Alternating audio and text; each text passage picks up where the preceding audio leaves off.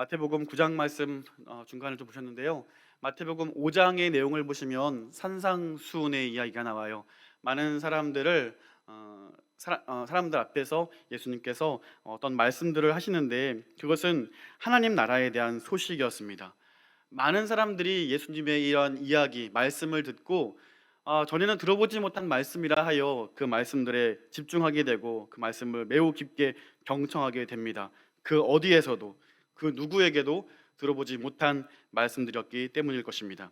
그래서 그 강론을 들은 자들은 예수님을 선지자요 또 위대한 율법자로 그렇게 인식했을 것입니다. 그렇게 예수님은 산에서 강론하신 이후에 산에서 내려오셔서 잠시라도 쉬시거나 하지 아니하시고 한 나병 환자를 깨끗하게 해주십니다. 그리고 백부장의 하인을 고치시는 것으로 수많은 병자들을 고쳐주셨고 또 귀신 들린 자들을 귀신을 내어 쫓아주시는 말씀으로 쫓아주시는 사역들을 감당하게 됩니다. 심지어 예수님은 풍랑도 잠재우시고 바다와 바람도 잠재우시는 놀라운 이적을 보여주십니다.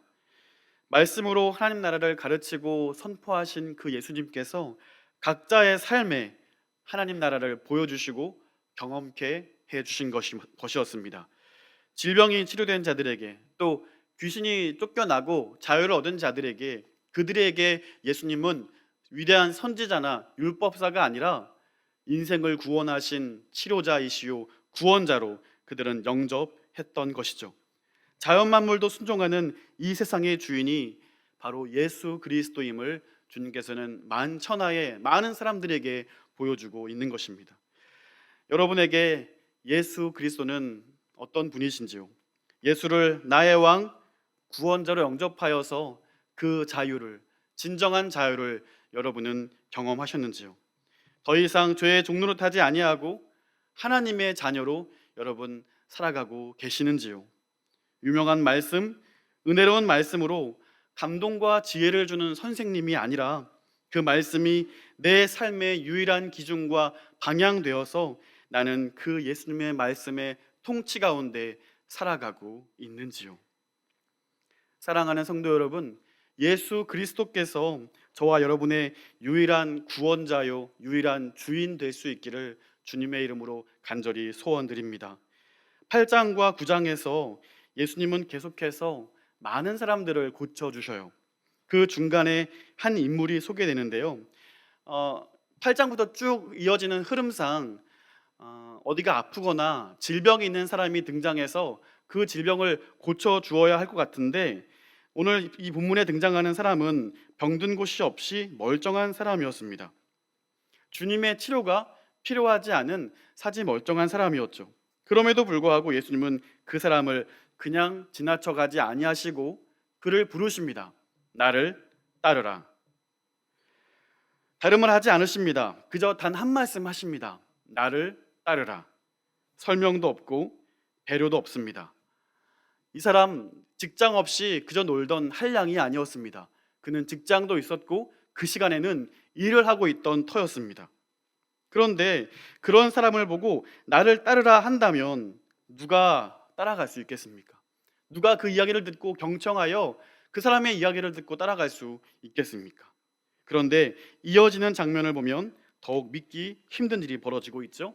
오늘 본문에 등장하는 마태의 행동이었습니다. 우리 9절 말씀 함께 읽어보겠습니다. 9절입니다. 시작.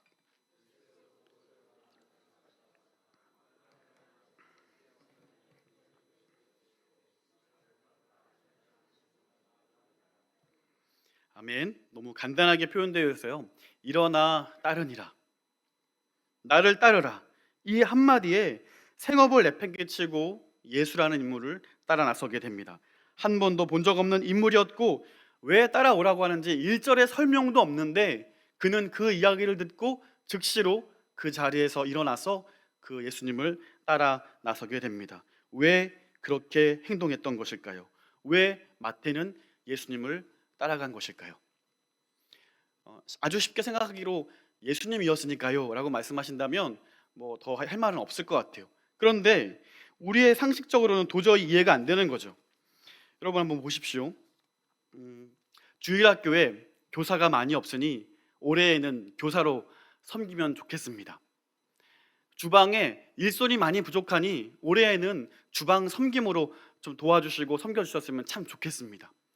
차량이 혼잡하니까 주차용 봉사로 그렇게 섬겨주시고 그렇게 함께 해주셨으면 좋겠습니다. 만약에 여러분께서 그렇게 섬겨주시면 교회도 은혜로 풍성히 채워질 것이고 하나님께서 그렇게 섬기는 여러분의 삶도 풍성히 채워주실 것입니다. 예수님의 장성한 분량으로 여러분의 믿음도 그만큼 성숙해질 것입니다. 그러니 꼭 봉사하고 꼭 섬겨주십시오. 이렇게 연말이 되면 친절하게 설명하고 설득해도 내년엔 이래서 안 되고 저래서 안 된다는 변명이 많이 있을 것입니다. 그래요. 이렇게 설명하고 이렇게 설득하고 자세히 이야기해도 우리는 참 많은 이유로 거절하게 됩니다. 그런데 마태라는 인물은 어떻게 이 한마디에 모든 걸 버리고 따라 나설 수 있었던 걸까요? 우리는 성경을 너무 쉽게 지나치는 경향이 있는 것 같아요. 그러나 우리는 질문을 던져야 합니다. 왜 그랬을까? 마태라는 인물은 왜 이러한 예수님의 단 한마디에 반응하고 그 주님을 따라 나설 수 있었을까? 그 단서를 찾기 위해서 우리는 마태라는 인물이 누구였는지 파악해 보아야 할 것입니다. 마태의 직업이 무엇이었죠?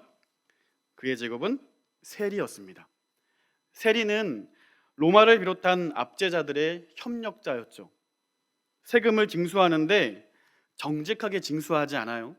로마가 정한 만큼만 징수하는 것이 아니라 더 많은 양을 징수하여서 일정 부분만 로마에 바치고 나머지는 자기들이 갖게 되었습니다. 사람들을 속여서 그 이상으로 많은 돈을 착취하였습니다. 문제는 그들이 그렇게 사기치고 거짓말한다라는 사실을 모든 유대인들이 알고 있었다는 사실입니다. 더 중요한 것, 그들이 로마인이 아니라 유대인, 동족이었다는 사실 때문에 같은 유대인들로 하여금 이 세리는 죄인 중에 죄인이요, 도저히 함께할 수 없는 죄인 중에 죄인으로 그렇게 미움을 당하고 천대의 대상이 되었다는 것입니다. 11절 말씀 보십시오. 11절 말씀 보시면 바리새인들이 보고 그의 제자들에게 이르되 어찌하여 너희 선생은 세리와 죄인들과 함께 잡수시느냐. 바리새인들이 보기에 세리와 죄인은 동급이에요. 그냥 죄인입니다. 어쩌면 그 어떤 죄인들보다 가장 큰 죄인으로 생각했던 사람들이 바로 이들이었다는 사실이에요. 그런 이유로 세리들은 이 유대 사회에서 그렇게 완벽하게 차단을 당하고 거의 왕따 같은 삶을 살게 되는 거죠. 그래서 세리가 되면 유대 사회에서 주는 그런 혜택들이 있는데 어떤 혜택이냐면 법정에 증인으로 설 수 없습니다. 왜냐하면 죄인이기 때문에 그래요. 그가 하는 말을 믿을 수 없다 생각하기 때문에 법정의 증인으로도 설 수 없습니다. 또 그들은 회당에서 출교됩니다. 그러니까 이 말이 어떤 의미냐면 더 이상 하나님의 자녀가 아니다, 하나님의 백성이 아니다라는 거 인정당하는 거예요. 심지어 그의 가족들에게도 미움을 당하게 됩니다. 그리고 일반 사람들도 이 세리를 속이는 것은 죄가 아니다 이렇게 인정을 했다고 합니다. 그리고 경건한 바리새인들은 이 세리들을 사람 취급도 하지 않을 뿐더러 11절에 이야기하는 것처럼 함께 식사하는 것은 죄를 범하는 것이다 라고 생각하였다는 것입니다.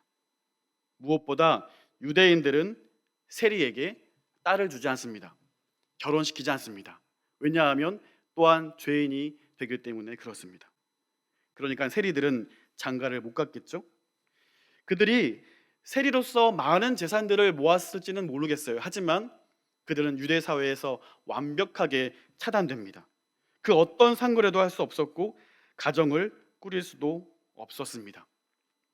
오늘 본문에 등장하는 마태, 세관에 앉아 있어서 그 세리의 역할을 감당하고 있을 때 그 세관을 지나가는 많은 유대인들의 표정이 어땠을까요?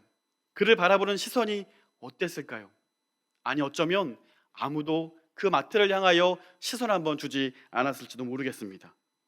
사람 취급하지 않았을 거예요. 같은 유대인이지만 이 세리들에 대해서 얼마나 큰 적대감을 가지고 있었을까 하는 거예요. 여러분 아시는 것처럼 로마의 속국이었기 때문에 대부분 유대인들, 종교 지도자를 말고 대부분의 유대인들은 하루에 한 끼 먹을 양식도 없이 너무나 가난하게 살았던 시대였어요. 그런데 그런 가난한 자들에게 일정량의 세금도 아닌 더 많은 세금을 빼앗은 거예요. 그러니 이들은 절대로 용서할 수 없고 용납받을 수 없는 죄인 중에 죄인이었을 것이라는 사실입니다. 아무도 그 누구도 이 세리들을 사람 취급하지 않는 겁니다. 그가 누구인지, 그 이름이 무엇인지, 그가 어떤 사람인지 아무도 그에 대해서 관심 갖지 않았을 것이라는 사실이에요. 오늘 본문에 등장하는 마태라는 세리 역시 마찬가지였습니다. 일을 하는 동안에는 로마 군인들에 의해 보호를 받고 이따금씩 대화를 나눌 수 있을지는 모르겠어요. 하지만 퇴근하고 집에 가면 그는 늘 혼자입니다. 부족한 것이 없어서 원하는 것을 다 가질 수 있었는지 모르겠어요. 하지만 채워도 채워지지 않는 그 공허함은 결코 돈으로는 살 수 없는 것이었다는 사실이죠. 그 당일날도 그 공허한 마음을 가지고 세관에 앉아있는 이 마태에게 예수님께서 말씀하시는 거였어요. 나를 따르라. 예수님께서 제자들을 이끄시고 샬롬하고 그냥 떠나가신 것이 아니라 그를 부르시고 나를 따르라 라고 말씀하신 거예요. 이 말씀에는 민족의 배신자 마태를 책임지시겠다라는 그 암묵적인 부르심이 그의 단호한 음성 가운데 있었던 것입니다. 사람들에게 고통을 주던 삶에서 사람들에게 영원한 만족을 주는 삶을 살게 하겠다. 너의 인생을 참 가치 있는 인생으로 바꾸어 주겠다.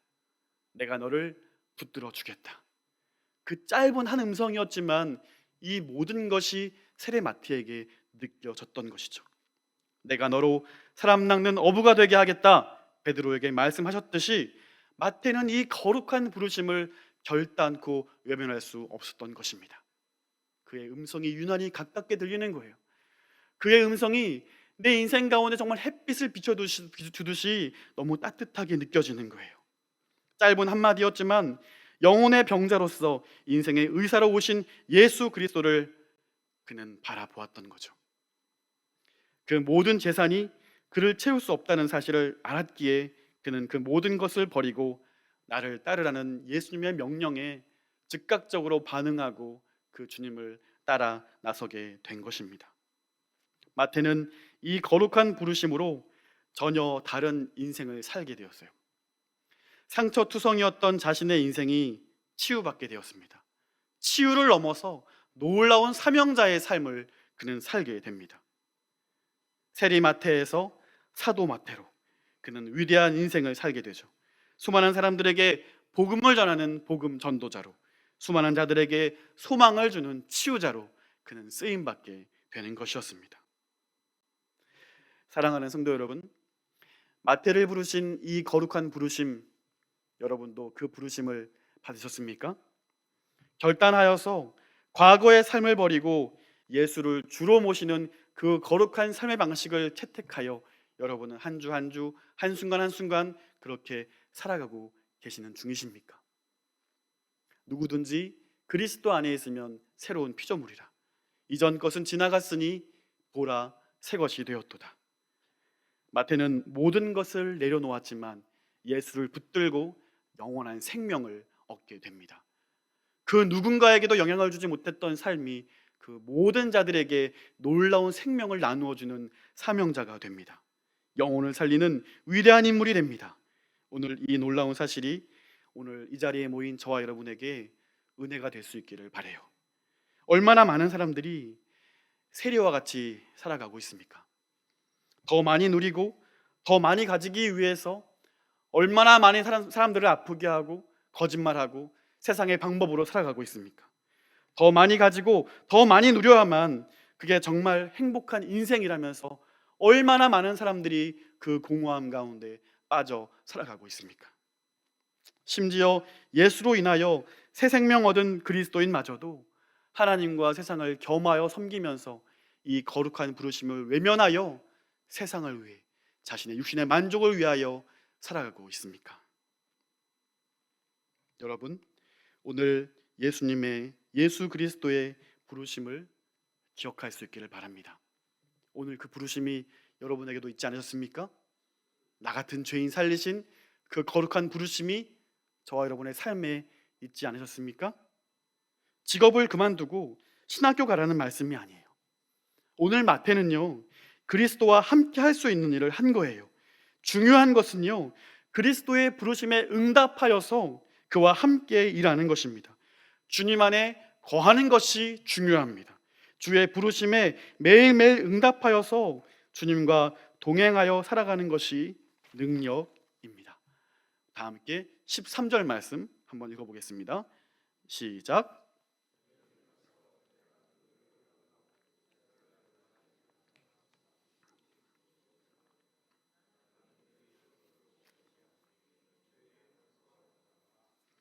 아멘.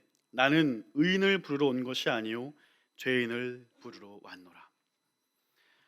세리 마태는 이 예수님의 사랑을 분명히 알았던 것 같습니다. 존 뉴턴이 찬송가 305장을 지은 가사와 같이 나 같은 죄인 살리신 그 놀라운 은혜를 마태는 알았던 것 같습니다. 본문 10장 2절부터 4절까지 말씀을 한번 보시겠습니까? 마태복음 10장 2절부터 4절까지 말씀, 2절, 3절, 4절 이 세 구절을 보시면 12사도의 이름이 나열되고 있는데요. 한번 읽어보도록 하겠습니다. 함께 시작.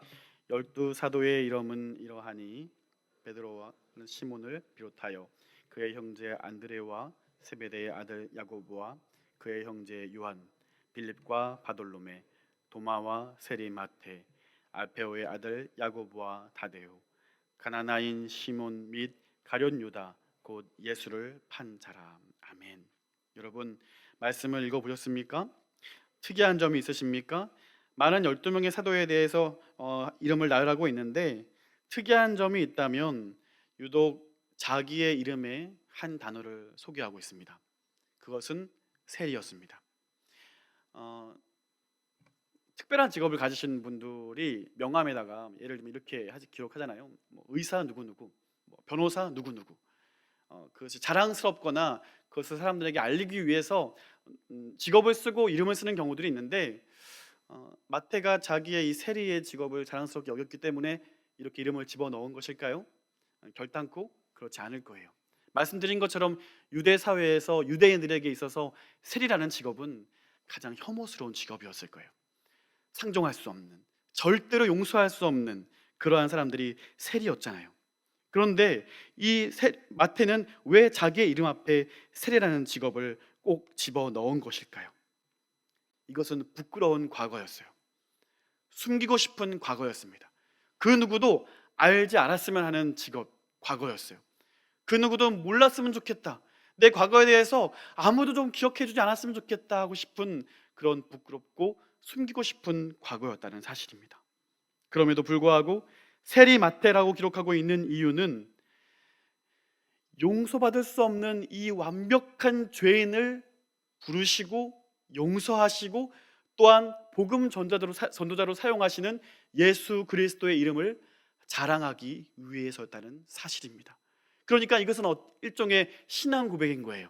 세리 마태라고 기록하면서 수많은 믿음의 후손들이 이 장면을 읽고 바라보게 될 텐데 그 사람들이 이 장면을 읽을 때마다, 나에 대해서 읽을 때마다, 세리 마태라는 것을 읽을 때마다 이러한 나 같은 죄인도 용서하신 예수님의 사랑이 너희를 사랑한다라는 것을 분명히 보여주기 위해서 오늘 본문의 그 세리라는 단어, 부끄럽고 숨기고 싶은 그 단어를 그는 기록하고 있는 것입니다.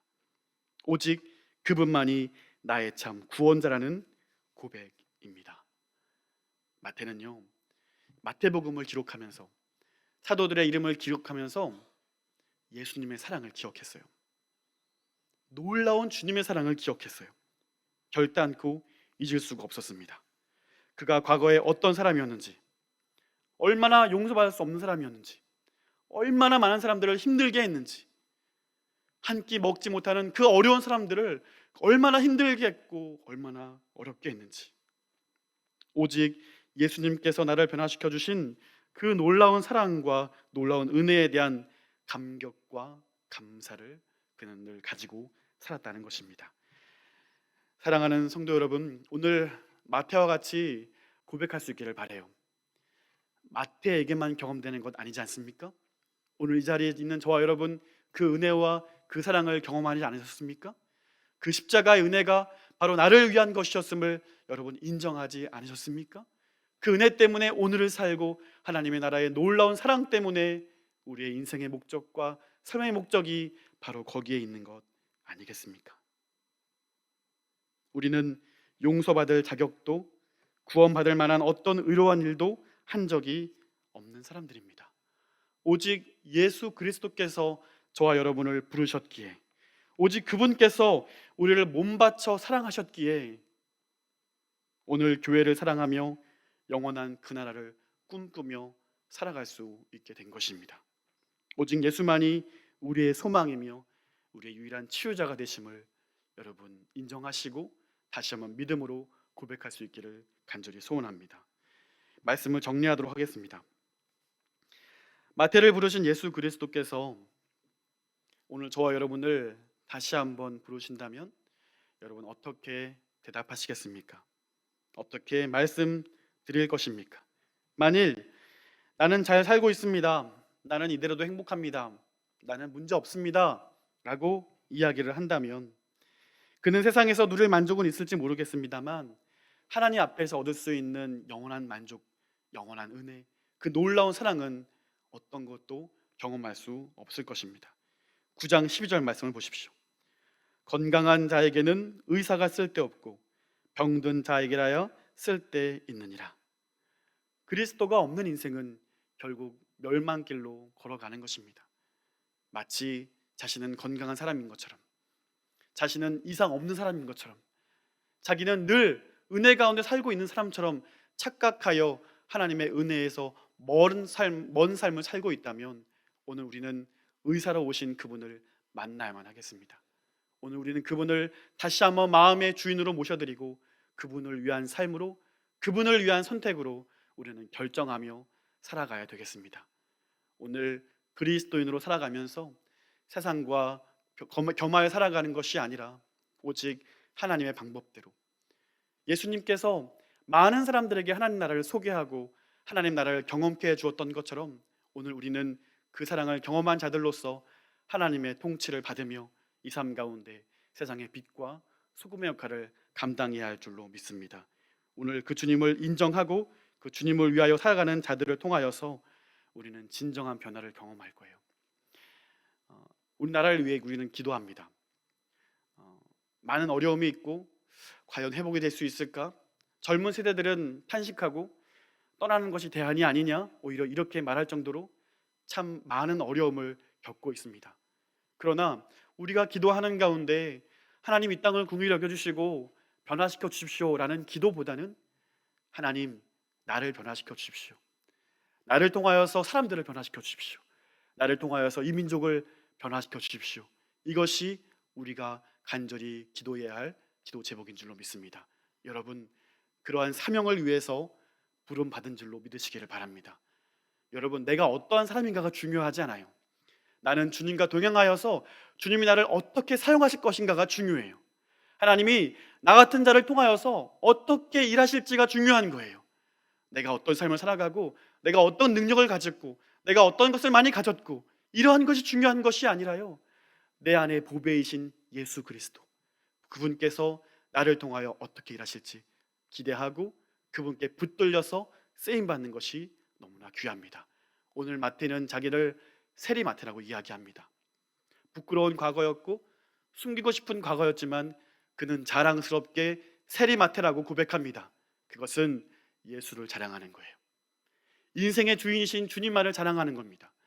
나는 죽고 주님만 빛나게 하는 삶, 나는 죽고 예수만 살게 하는 삶, 내가 썩어져서 수많은 열매를 맺게 하는 삶, 그러한 삶을 살아갈 수 있는 그 한 사람, 그 귀한 한 사람, 그 한 사람이 이 민족을 변화시킬 줄로 믿습니다.